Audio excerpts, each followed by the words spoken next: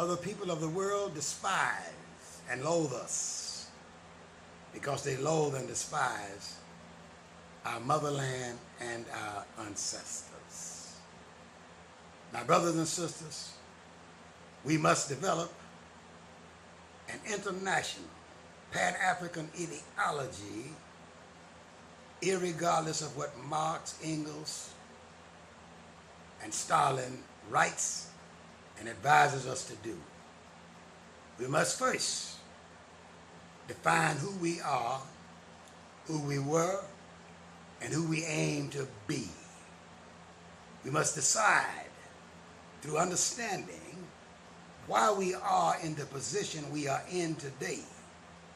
We must then discern who caused it, what we must do to overcome it.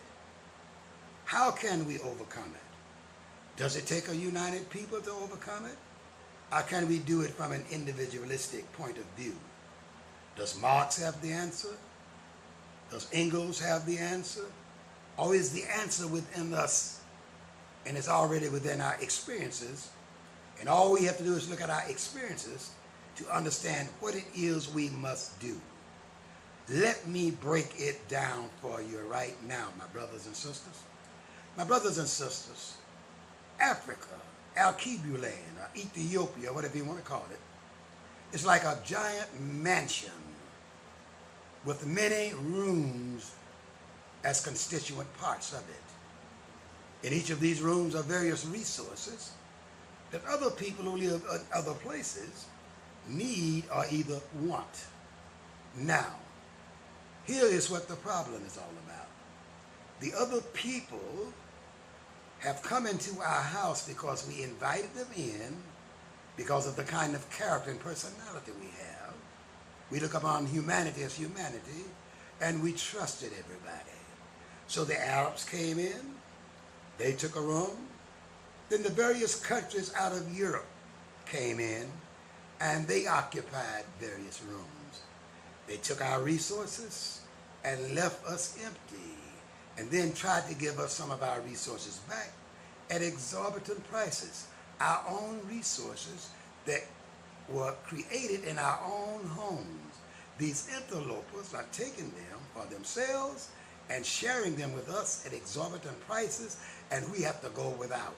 So the problem is other people have come into our domicile, taken our resources, left us in poverty while they are still there. So here's what we must do. It's very simple. We must grow through our house. We must kick all of the invaders out and send them back where they came from. We must send the Europeans back to Europe or drive them into the oceans.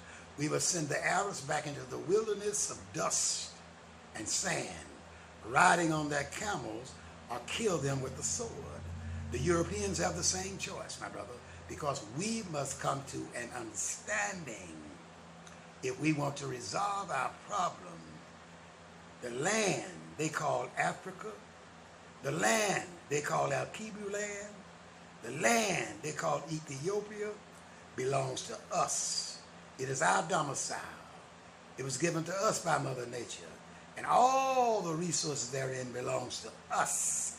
And we can share them with the world the way we want to share them to the world. They do not belong to anyone else. So, in order to liberate ourselves, we must rid our homes of those who have invaded our homes, of those who were invited into our homes, and then sought to exploit us, kill us, oppress us, enslave us, and take our resources.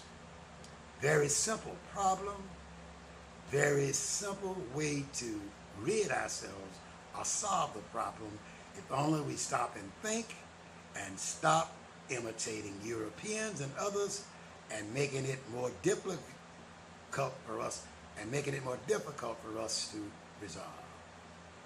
The rest of the world despise and loathes us because they despise our ancestors and our motherland people. My brothers and sisters, we must bring this to a halt. But we cannot bring this to a halt and unite our motherland, the descendants of our ancestors, into a mighty force as long as we are splintered and delve into the past and become locked into the past. It's good to know our history. It's good to know we began the Egyptian civilization.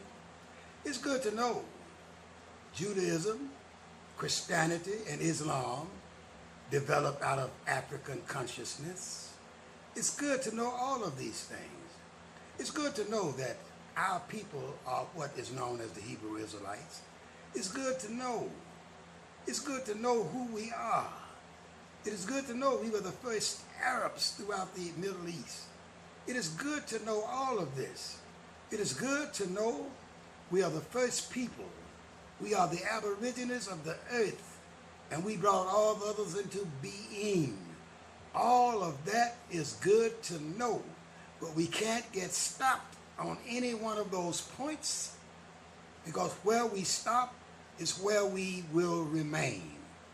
My brothers and sisters, we must understand that we were all of that, but today we are much more than any of that, because the future belongs to us. It's up to us to open the future up.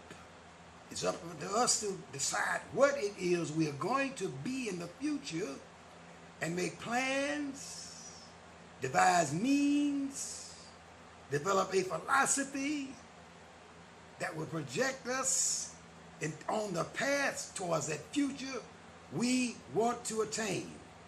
But then, once we get on that path, we must walk the walk, do the talk. We must have the stamina to hang in. We must not be those who give up, but we must persevere until the end, until all of our dreams are realized. My brothers and sisters, a beautiful future awaits us if we only define that future, and if we only resolve to make that future ours, then it will be ours. But until we do this, until we resolve to make that future our own, we will remain in the sordid condition we are in today, and the rest of the world will continue to despise and loathe us, my people. It's all in our hands. We have the power. We have the keys. We have everything it takes to make our destiny our own destiny. We are in control of what it is we shall be tomorrow.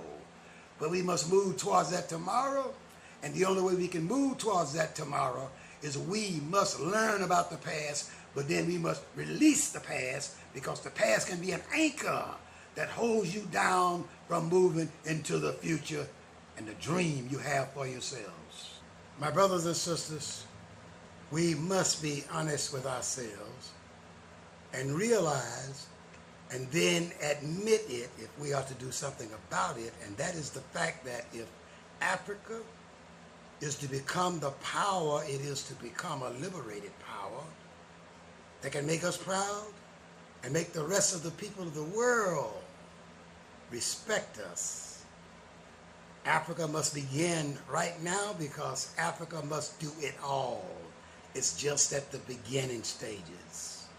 Even though many countries have declared themselves independent, Europeans are still there in great numbers, running the commerce, manning the mining factories, mining and taking the gold, taking the diamond, doing all the technology to refine copper and all of this kind of thing. In other words, all of our resources are still in the hand of Europeans. So there's a long road Africa must travel if Africa is to become independent and stand as a leader in the world, thereby making other people respect us. Black men, black women, we have a tough job ahead of us, but we must roll up our sleeves and remember what the Honorable Marcus Garvey told us. Up, you mighty race. You can accomplish what you will. So all we got to do, my brothers and sisters, is figure out a way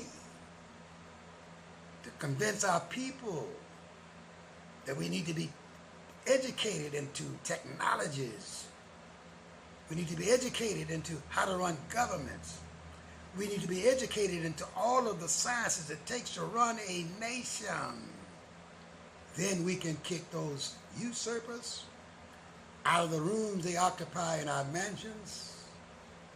And then we can fill our rooms with our own people, manage our own resources, and provide them to the world at our discretion.